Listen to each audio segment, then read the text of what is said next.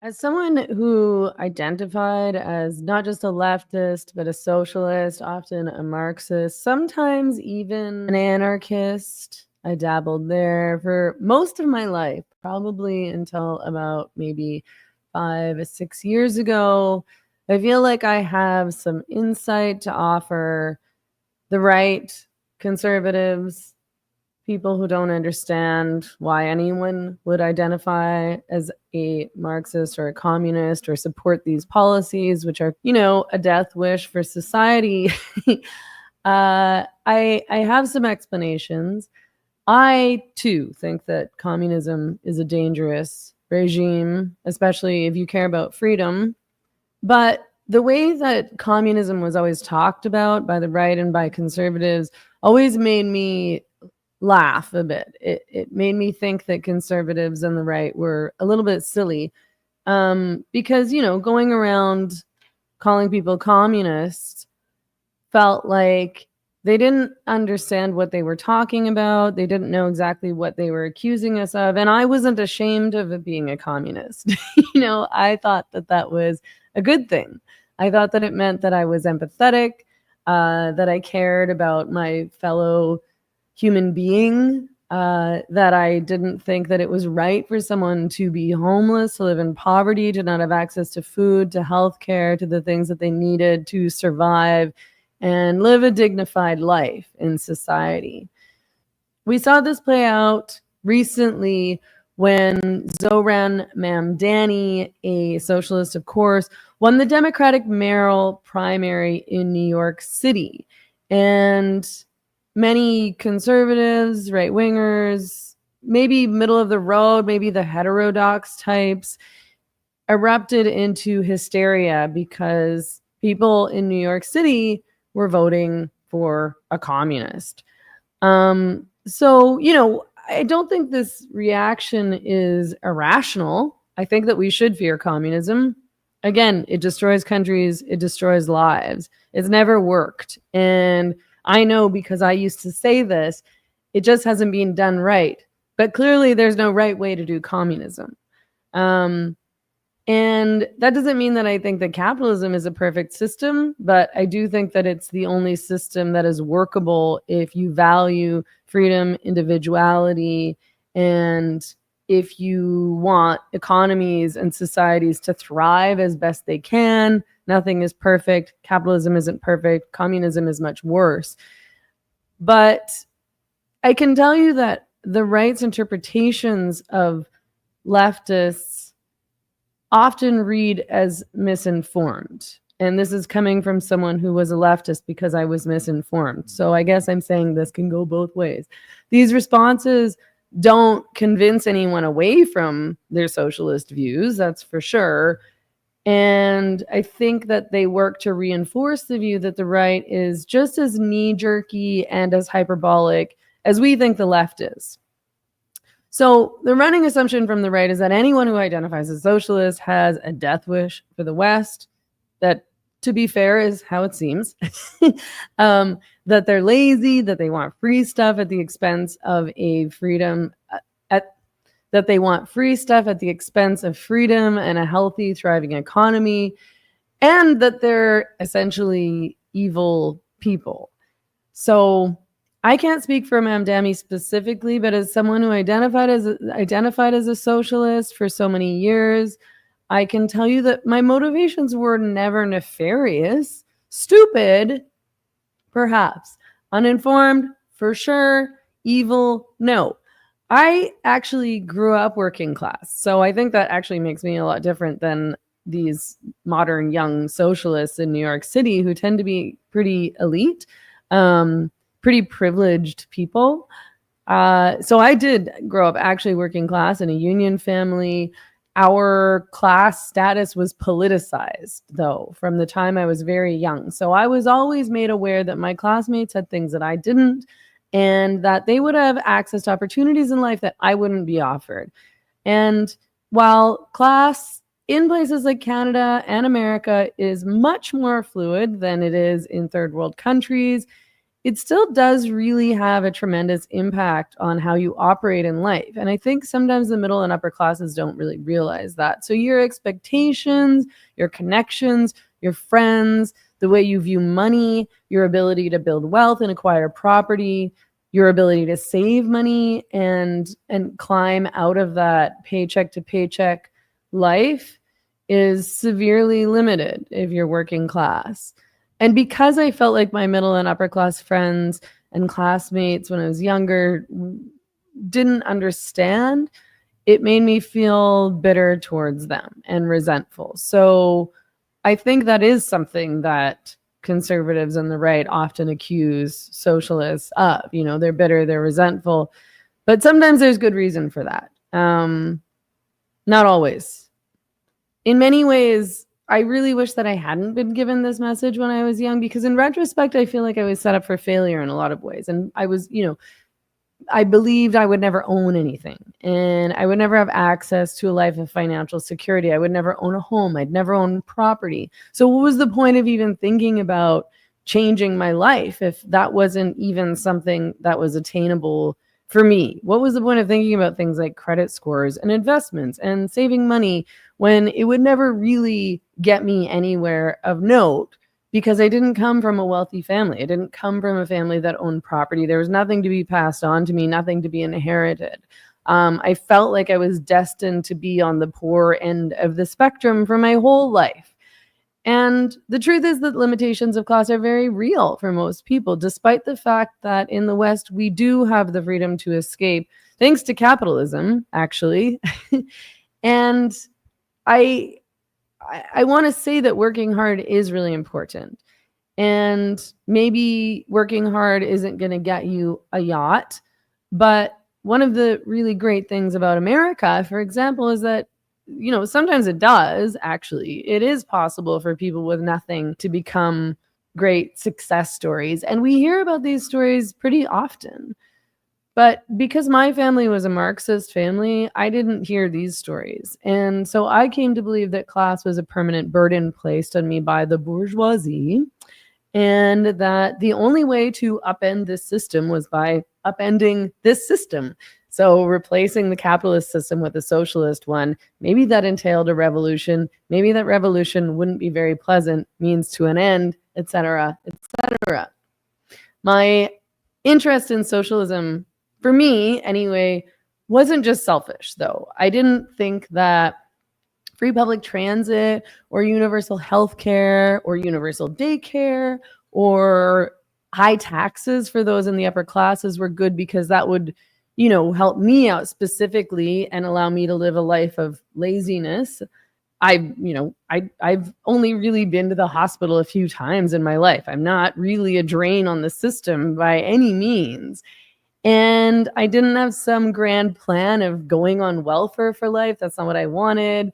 Or even of making use of something like universal daycare, despite the fact that I supported universal daycare because I thought it would help moms. I personally never wanted to have kids. So that really wasn't about me. But what I did want was a world without poverty. And I just couldn't believe that it was necessary for anyone to be without food, housing, healthcare, because they were poor. And I thought it was unfair, yes, that some had so much while others suffered.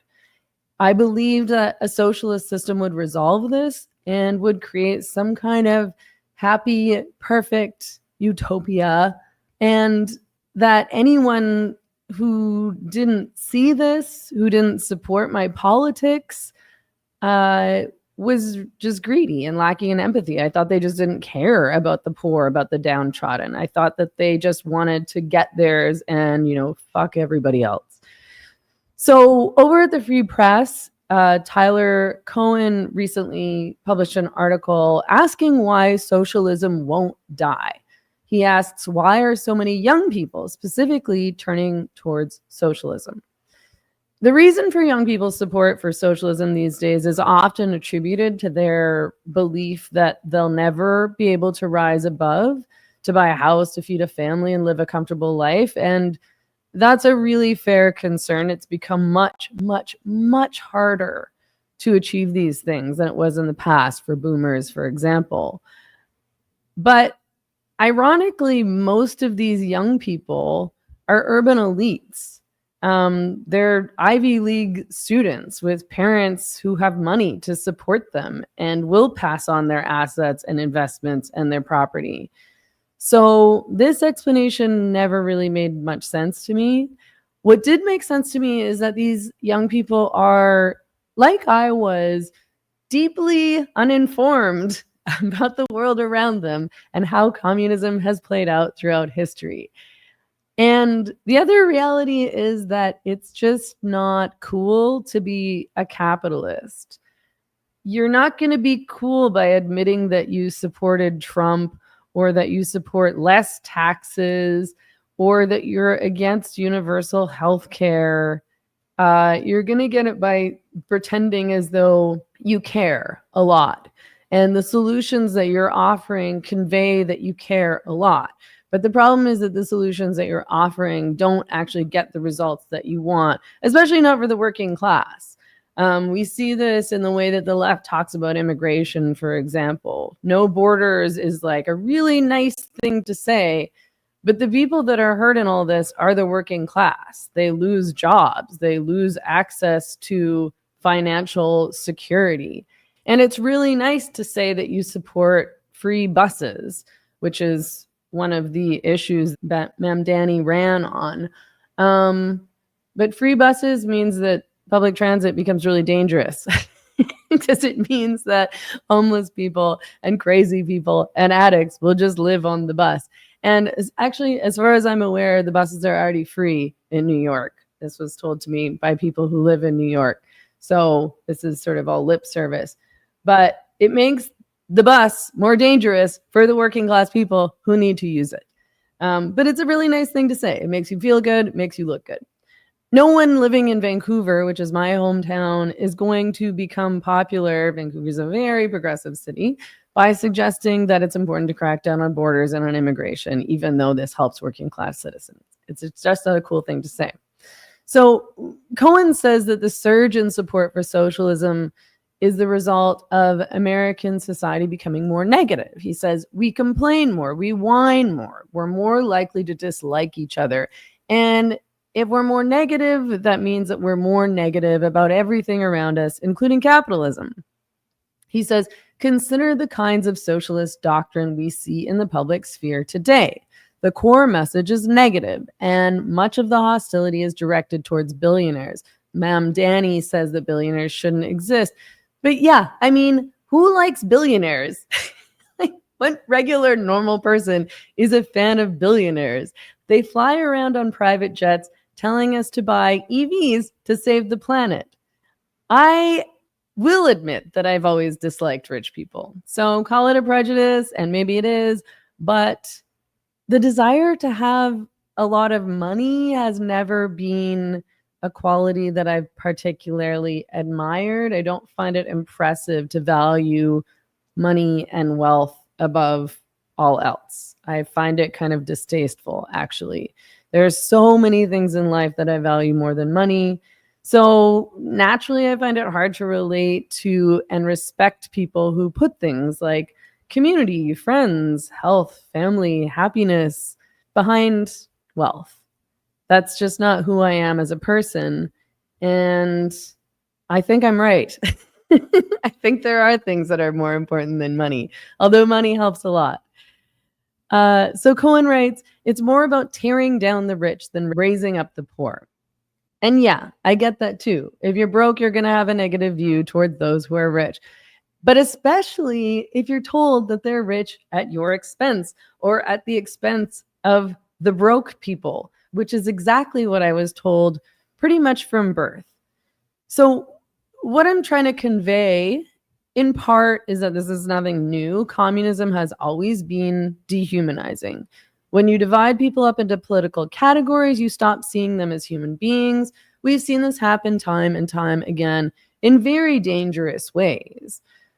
And again, socialism seemed like a utopia to me. And underlying the delusion that this was a cure for all that ails society was, yes, I admit, a hatred for America, which I no longer have. I'm very grateful to have an American passport. Thank the fucking Lord. I don't have to go back to Canada. There was an underlying hatred for capitalism and actually for money in general, which I think has had a really, really negative impact on me financially, and for the haves. So I could justify the suffering of those I viewed as politically bad because I believed that they harmed others. I'm not saying this is right. I think this is wrong. Again, I think it's dangerous. I'm just being honest about how I thought. And the fact that I've changed my mind about all these things. I really do understand where leftists are coming from. Again, because I was one for so long. What you have to understand, though, is that I didn't see these views as bad or mean or dangerous. I didn't think there was anything wrong with hating America. I believed that money made people selfish and greedy. So, of course, I thought it was fundamentally bad. Capitalism, I had learned, was a system of inequity that thrived on the suffering of the many for the gains of the few. I didn't understand why people with so much couldn't just give up some of their wealth if it meant ensuring others had a better life. And that they refused to was something I interpreted as being immoral. I didn't understand that changing the system to a communist one would hurt everyone. Well, again, except for the very elite who still get to stay elite under that system. I thought it would just hurt the people who deserved it. And I did think that some people, deserved it, I suppose. Most of my friends weren't socialists when I was young. I was usually the most left in the room, and I was proud of this. I attributed it to my class status, which I felt they didn't understand. These people were all very progressive. It was Vancouver, after all. They were just less adamant than I was that, all money and property ownership was bad and that being a landlord was immoral. I think that the left seems different today, though. So there's been a visible surge of support for extreme leftist politics over the past 10, 15 years, led not by the downtrodden or the working class or the poor, but by the very, very privileged. I think much of this can be chalked up to social media and these algorithmic bubbles that feed people not just what they're already engaged with, but by, what the people pulling the strings in big tech want you to see. They can create whatever they want and they can just feed it to you over and over and over again. And the reality of the tech world is that it is dominated by Democrats. And the Democrats quite literally, pre-Elon, literally ruled platforms like Facebook and Twitter and determined which narratives were allowed, which would be pumped up, which would be silenced and censored. So if it's true, as Cohen suggests, that societies become more negative, I think it's very much connected to the isolation and dehumanization that comes with living your life online. This is one thing that I think he missed. I also think the only way to remain positive and optimistic about the world around you is by going outside and engaging with it, by participating in a community, by maintaining healthy relationships with real live people around you. There's no such thing as an online community. Just stop with that language. It's a joke. You don't know any of these people. You're not accountable to them. They're not accountable to you. You need to do things like touch grass, actually, literally. This is what will create a more optimistic, humanized society. I don't know if it's possible to do that now with where we're going, but I do think that if we could stop our addictions to social media and all things tech, including AI, we would have a better chance at thriving and repairing our society rather than destroying civilization. Today, young people are apparently not going to parties. They're not having relationships. They're not even hooking up. So, of course, they're going to have a negative outlook. Of course, you're going to have a negative outlook when all you're doing is staring at your phone and your phone is feeding you a bunch of negative information and a bunch of garbage and making you feel bad about yourself and making you feel bad about the world around you. So combine that with the black and white, extremely biased political messaging young people are flooded with every day online, and you have a recipe for discontent. On top of that, young people aren't learning history, they're learning memes. They're learning that the world is a hopeless place full of people who hate each other. They're learning that there's a good side and a bad side, a right side and a wrong side. And they seem to have no idea that in real life, this isn't how people operate. This isn't how people are. People are much more nuanced than that. And actually, it's really easy to get along with people who see things different than you do. I do it all the frickin' time. You don't even have to talk about politics when you're out in the world with your friends. I don't know why you would. Actually, it's not all that fun.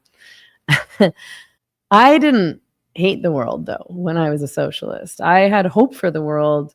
There was a lot that I didn't understand, again, about things like economies and communist regimes, but my desire for change wasn't rooted in pessimism.